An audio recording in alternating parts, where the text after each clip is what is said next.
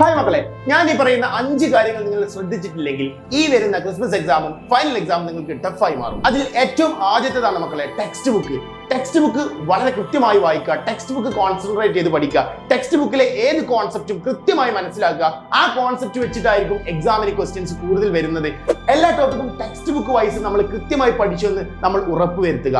രണ്ടാമതായിട്ട് മക്കളെ, നിങ്ങൾ ഡെയിലി 2 hours എങ്കിലും നിങ്ങൾ പഠിക്കണം. ഇപ്പോൾ പഠിക്കാൻ സ്റ്റാർട്ട് ചെയ്തില്ലെങ്കിൽ എക്സാമിന്റെ തലേന്നോ അല്ലെങ്കിൽ എക്സാമിന്റെ ആ സമയത്തോ മാത്രം പഠിച്ചാൽ നിങ്ങൾക്ക് എക്സാം ടഫായിരിക്കും.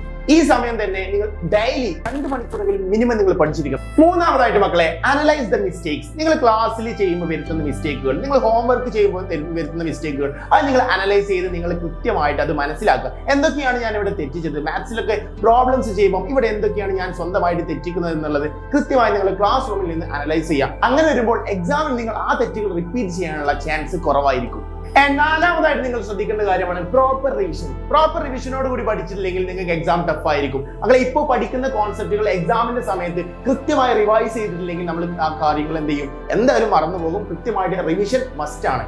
സോ 5ാമത്തെ കാര്യം മക്കളെ, ഇമ്പോർട്ടന്റ് ആയിട്ടുള്ള പോയിന്റ്സ് ഒക്കെ ഷോർട്ട് നോട്ട് ആക്കി എഴുതി വെക്കുക. ഈ ഷോർട്ട് നോട്ടുകൾ റിവൈസ് ചെയ്യാനും കൃത്യമായി പഠിക്കാനും നമുക്ക് എന്ത് ചെയ്യും, ഹെൽപ്പ് ചെയ്യും. അതുപോലെ തന്നെ കൂടുതൽ ക്വസ്റ്റ്യൻസ്, എക്സ്ട്രാ ക്വസ്റ്റ്യൻസ് നമ്മൾ മാത്സിലൊക്കെ വർക്ക്ഔട്ട് ചെയ്ത് പഠിച്ചിട്ടില്ലെങ്കിൽ എക്സാം നമുക്ക് ടഫ് ആയിരിക്കും. അപ്പൊ ഈ 5 കാര്യങ്ങളും എന്റെ മക്കൾ കൃത്യമായി ശ്രദ്ധിക്കുക. ഈ കാര്യങ്ങളൊക്കെ ഞങ്ങൾ ശ്രദ്ധിക്കും സർ, ഞങ്ങൾ ചെയ്യും എന്നുള്ളവരൊക്കെ താഴെ കമന്റ് ചെയ്യുക. ബൈ.